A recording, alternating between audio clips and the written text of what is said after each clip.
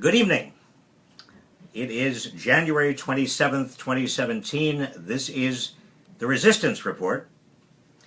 It's been 1 week. Can you believe it? 1 week. Are you okay, actually? I mean, I am exhausted. And all of us have got to take some time this weekend because Donald Trump has entered the first week of office, as he said he would, but running in a direction that nobody really expected he would actually run in, not only in terms of the environment. I mean, he's done all sorts of things. We don't have to recount that. In 1 week, everything from executive orders to gag orders, but also on women's reproductive rights, on foreign policy, Mexico. I mean, he's already picked a fight with Mexico.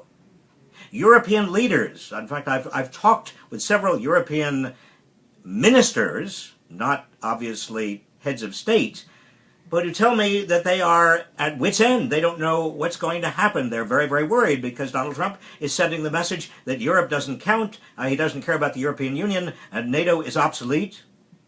Tomorrow he meets with Putin, and nobody knows exactly what he's going to say, what he's going to offer. He seems to be, just like everything else, winging it. Immigration.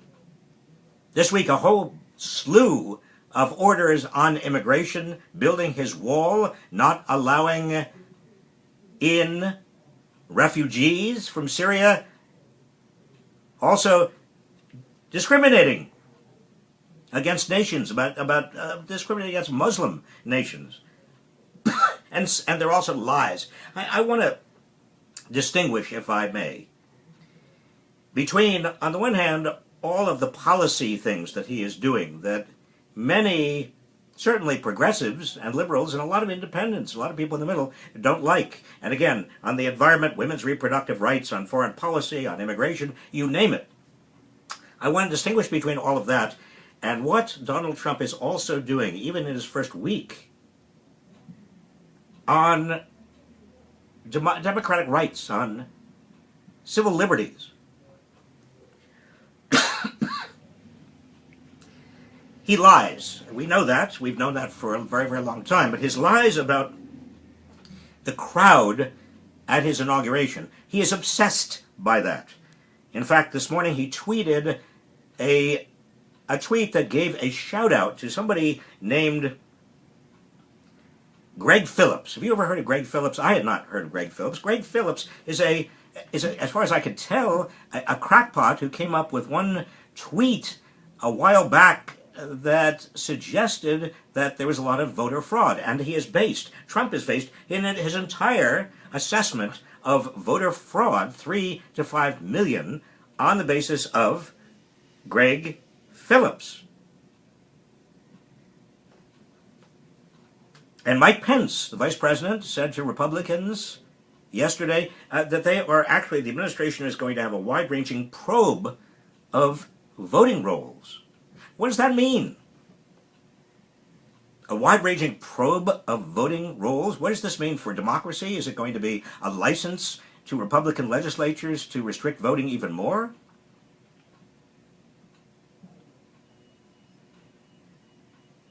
Donald Trump, it turns out, the morning after the inauguration, called the head of the National Park Service, the acting head of the National Park Service, asked him to come up with photographs that countered the photographs that were appearing in the media showing very, very small turnout, certainly relative to Barack Obama's turnout in his inauguration in 2009.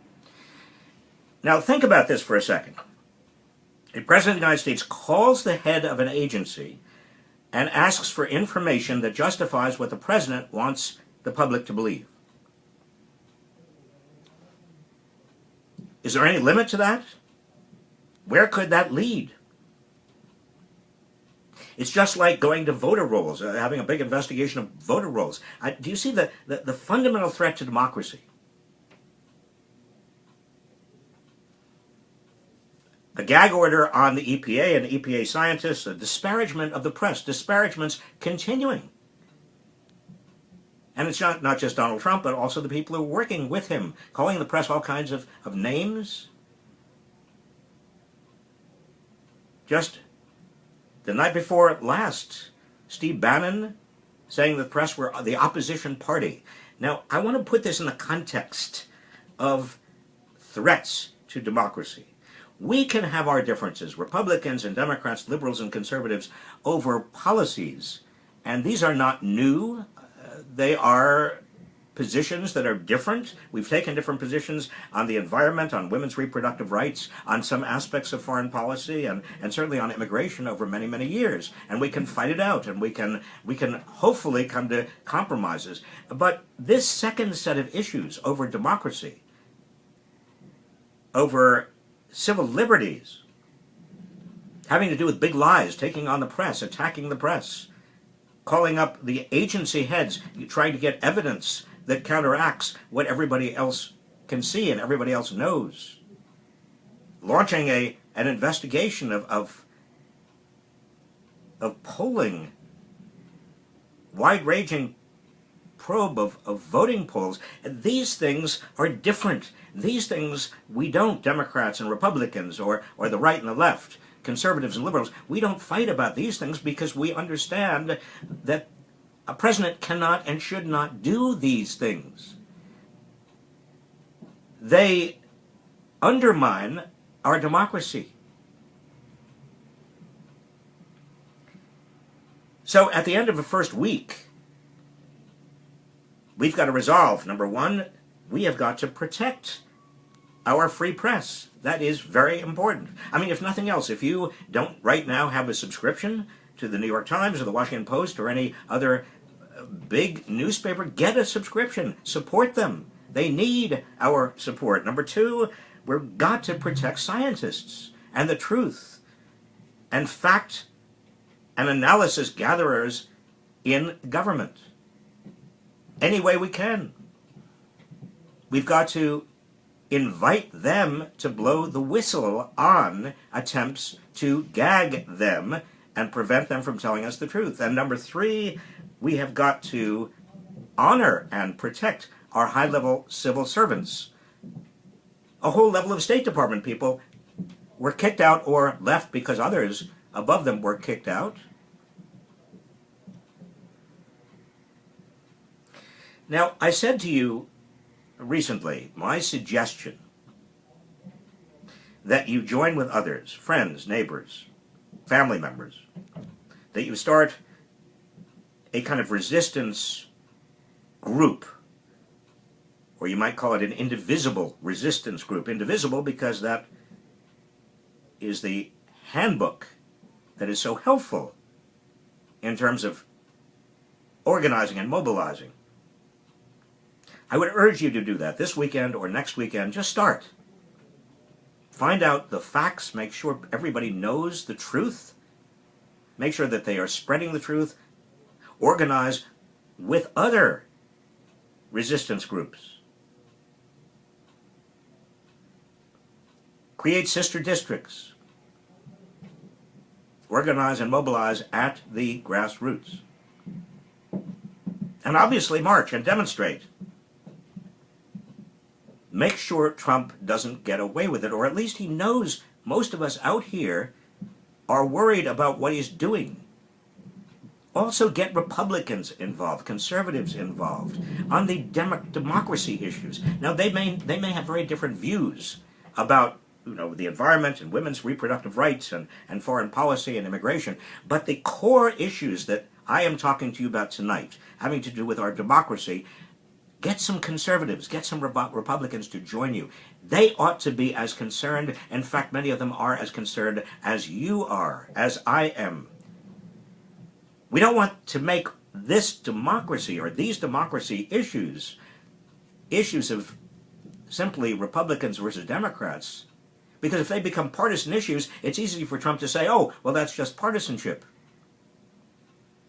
We can't normalize what is going on. This attack on democratic institutions, on the truth, on the press, on scientists, gag orders, big lies, these are attacks on our democracy. We all have a responsibility to come together and fight these attacks. Finally, I just want to urge you, as I did at the start, have a little bit of a break this weekend. See friends, go out, see a movie, listen to music, laugh, have some fun. This is going to be a long, long haul. Anybody who thought that this was going to be easy doesn't know American politics and also doesn't know what's happened to American politics. You're going to be needed for a very, very long time. We're going to win this. I assure you, we are going to win this. The stakes are too large for us and our children and our grandchildren and everybody else. We're going to win. You're going to win. But we've got to pace ourselves as well.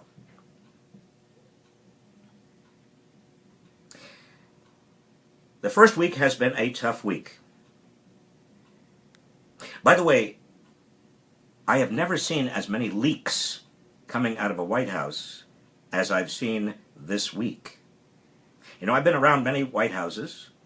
I've been in some White Houses. I've never seen the leaks.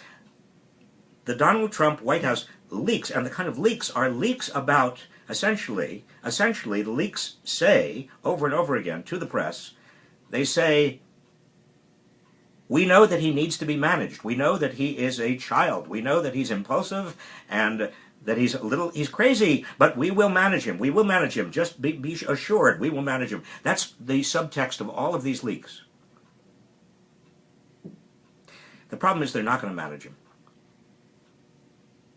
He's not capable of being managed. And his aides are going to discover that.